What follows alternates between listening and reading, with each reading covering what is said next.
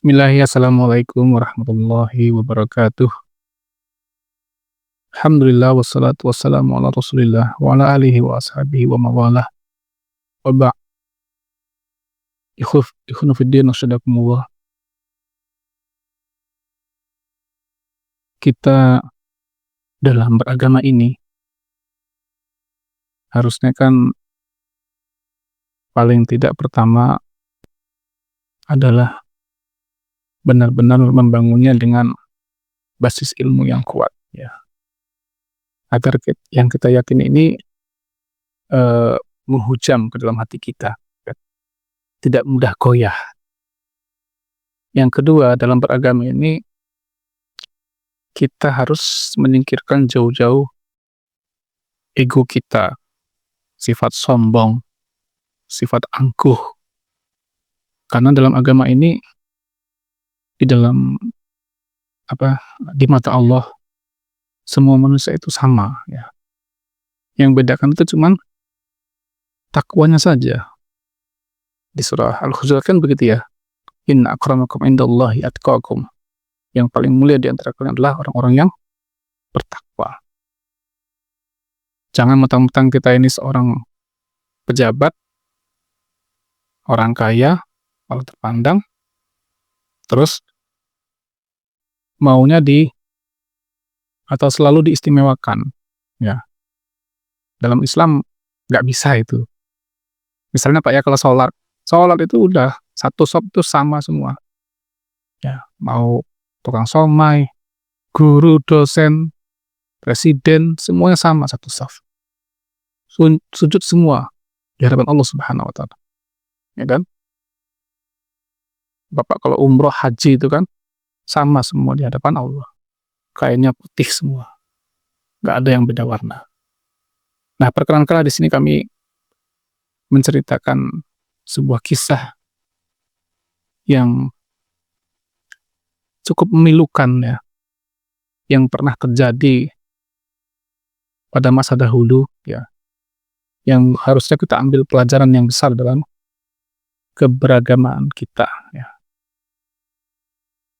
Dulu, ya, ada seorang raja, ya, dari kerajaan Ghassan, yaitu di negeri Syam, ya. Dia merupakan raja terakhir, ya. Namanya Jabalah bin Ayham, ya. Jabalah bin Ayham ini tadinya orang Kristen, Nasrani. Dia pernah ikut dengan aliansi Romawi, ya, berperang dengan kaum muslimin di perang Yarmuk. Nah, ini bapak-bapak silakan nanti baca-baca aja buku tentang perang Yarmuk ini bagaimana, ya, perang yang sangat mengerikan, ya. Jabalah bin Ayham ini raja Arab yang bergabung dengan aliansi Romawi di Yarmuk. Tapi alhamdulillah mereka kalah, gitu, ya. Akhirnya Jabalah bin Ayham ini masuk Islam, ya. Banyak kitab-kitab sejarah itu yang menceritakan ini, ya. Kayak kitab Tarikh Tobari, ya, kitab Dewan Nihayah, Ibnu Katsir, dan masih banyak lagi. Akhirnya setelah dia masuk Islam, Jabalah bin Ayham ini berniat untuk umroh. Dia umroh dengan anak buahnya, ya. Kemudian ketika tawaf di Ka'bah, itulah terjadi sebuah peristiwa yang mana ada seorang Badui, ya, yang nggak sengaja itu nginjek kain ihramnya, ya. Marahlah Jabalah bin Ayham ini, ditempeleng mukanya Badui tadi. Dan ternyata Badui tadi tidak terima, gitu, tempeleng itu. Lapor kepada Khalifah Umar bin Khattab radhiyallahu anhu. Jabalah bin Ayham dipanggil, disidang, dan dikatakan oleh Khalifah Umar, Anda harus dikisos, ya. Wajah dibalas wajah, ya. Anda harus ditempeleng lagi oleh Badui tadi. Jabalah bin Ayham langsung naik pitam. Dia katakan, apakah mataku ini sama dengan matanya? Apakah wajahku ini sama dengan wajahnya? Saya ini raja, gitu, ya. Dia siapa, gitu. Kemudian Umar menjelaskan bahwa dalam Islam itu tidak ada perbedaan status, gitu ya. Semuanya sama, di mata Allah sama. Yang membedakan cuma takwa, ya kan? Jabal Ayham masih ngeyel, ya, sampai akhirnya dia mengatakan, apakah seperti ini Islam? Ya, inilah Islam, kata Umar.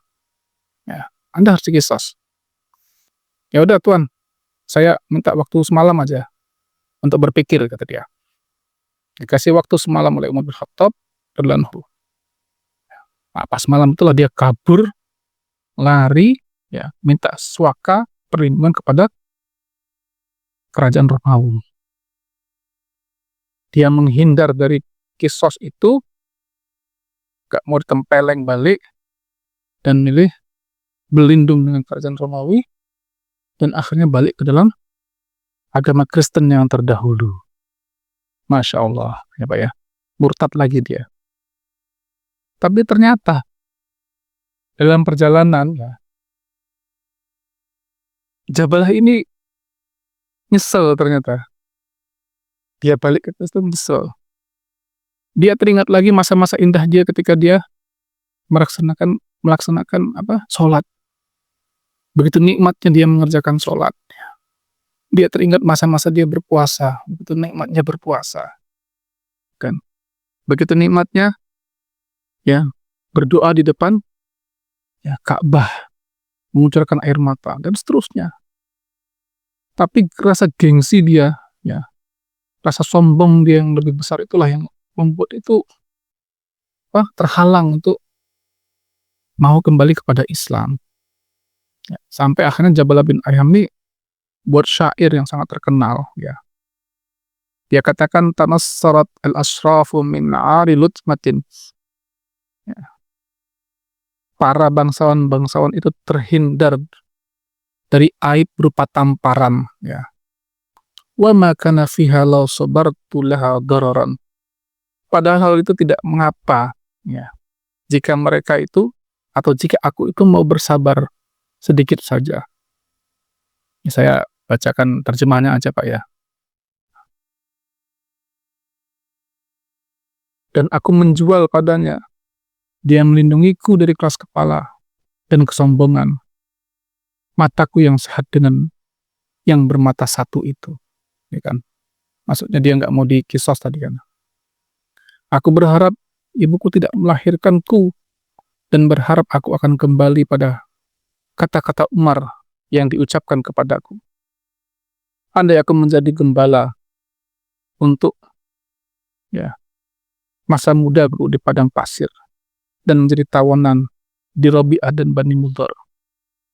Aku berharap bisa memiliki penghidupan yang paling mendasar di Suriah sehingga saya bisa duduk bersama orang-orang yang telah kehilangan pemandangan dan penglihatan.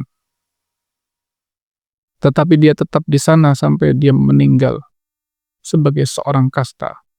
Gengsinya, harga dirinya, dan kerajaannya tidak membantunya menerima apapun dari Tuhannya. Ya, Masya Allah. Saya ini bagus sekali ya. Penyesalan yang mendalam dia terhadap, ya, kesombongan dia, ya, yang akhirnya membuat dia balik lagi ke agama Kristennya. Ya. Cuman dia tadi, dia sadar dia salah, dia sadar dia nyesel keluar dari Islam. Tapi dia lucunya bertahan juga tetap di dalam agama Kristennya itu. Masya Allah. Makanya, ya, nggak salah kalau Rasulullah SAW itu pernah bersabda Pak dalam hadis Sahih Muslim. Nah, la yadkhulul jannata man kana fi qalbi mithqala dzarratin min kibrin. Ya, nggak akan masuk surga orang yang di hatinya itu ada kesombongan walaupun sebesar zarrah. Ya. Zarrah itu kalau saya artikan ya kayak debu ya. Debu itu kan kecil banget ya kan. Tidak bisa masuk surga Pak. Kan? Bagaimana kalau sombong kita itu sebesar biji kelengkeng, sebesar biji salak, sebesar biji alpukat, dan manusia ini, ya, nauzubillah, ya, adalah sangat berpotensi untuk menjadi sombong. Disebabkan apa? Disebabkan ada akal yang bersarang di kepala kita. Ada nafsu yang begitu besar bersarang di dada kita. Ya kan?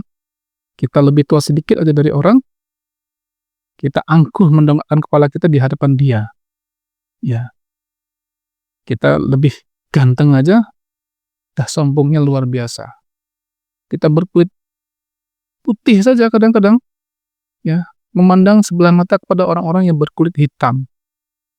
Kita punya ilmu sedikit saja, punya gelar sedikit saja, sudah merasa lebih pandai, lebih pintar dari orang-orang yang mungkin tidak memiliki gelar apa-apa, padahal dia memiliki ilmu yang jauh lebih banyak daripada diri kita.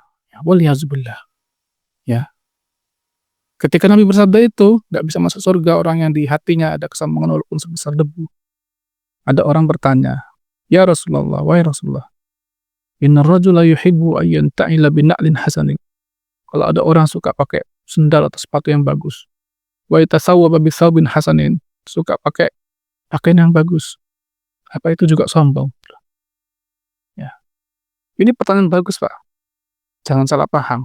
Nabi langsung jawab, innallaha jamilun yuhibbul jamal. Allah itu maha indah, mencintai keindahan. Sombong itu adalah batarul haq. Anda tolak kebenaran. Wa ghamtun nas, dan Anda remehkan manusia, ya kan? Ini yang dulu terjadi pada diri iblis, ya, laknatullah alaihi. Dia tolak kebenaran bahwasanya ternyata Adam itu jauh lebih berilmu dari dia. Ya, Adam lebih berilmu daripada dia, sehingga dia harus sujud menghormati Adam.